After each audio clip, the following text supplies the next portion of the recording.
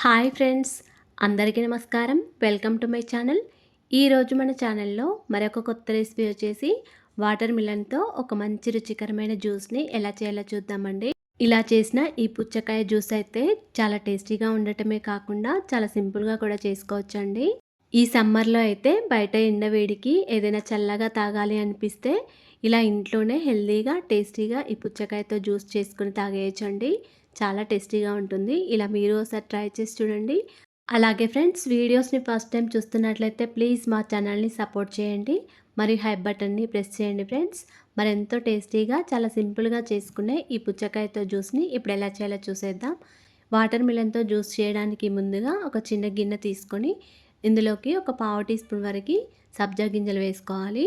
తర్వాత దీనిలో తగినన్ని వాటర్ వేసుకొని ఒక పావు గంట వరకు నానబెట్టుకొని ఉంచుకోండి. తర్వాత ఒక సగం వరకు పుచ్చకాయని తీసుకున్నానండి. ఇలా చాక్తో ఫస్ట్ పొడవు కట్ చేసుకొని మళ్ళీ అడ్డం కట్ చేసుకోవాలి. మీరు కావాలనుకుంటే వాటర్ మిలన్ని పీసెస్గా కట్ చేసుకొని గుజ్జైనా తీసుకోవచ్చు. ఇలా కట్ చేసుకున్న తర్వాత పైన ఏమైనా గింజలు వస్తే తీసేయండి. పొడవు అడ్డం కట్ చేసిన తర్వాత ఇలా రౌండ్గా చివరి దాకా కట్ చేసుకోండి. ఇలా చివరి దాకా కట్ చేయడం వల్ల మనకి వాటర్ మిలన్ గుజ్జు అనేది కూడా మొత్తం వచ్చేస్తుందండి. ఇలా కట్ చేసుకున్న వాటర్ మిలన్ ముక్కలోంచి గింజలు ఏమైనా ఉంటే తీసేయండి. మీరు కావాలనుకుంటే ఈ పుచ్చకాయ ముక్కలను గింజలతో పాటు గ్రైండ్ చేసుకోవచ్చండి. అలా గ్రైండ్ చేసుకుంటే మాత్రం స్ట్రైనర్ ద్వారా వడకట్టుకోవాలి.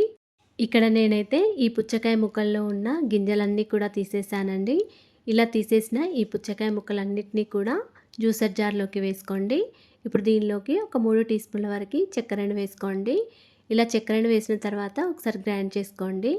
పుచ్చకాయ ముక్కలు కూడా ఏమీ లేకుండా కొంచెం మెత్తగా గ్రైండ్ చేసుకోండి. ఇలా గ్రైండ్ చేసుకున్న ఈ వాటర్ మిలన్ జ్యూస్ని మీరు కావాలనుకుంటే స్ట్రైనర్ ద్వారా వడకట్టుకోవచ్చండి. నేనైతే ఇక్కడ గింజలన్నీ తీసేసిన కాబట్టి ఏమీ వడకట్టుకోవట్లేదు. ఇలా గ్రైండ్ చేసుకున్న ఈ జ్యూస్నంతా కూడా ఒక గిన్నెలోకి వేసుకోండి.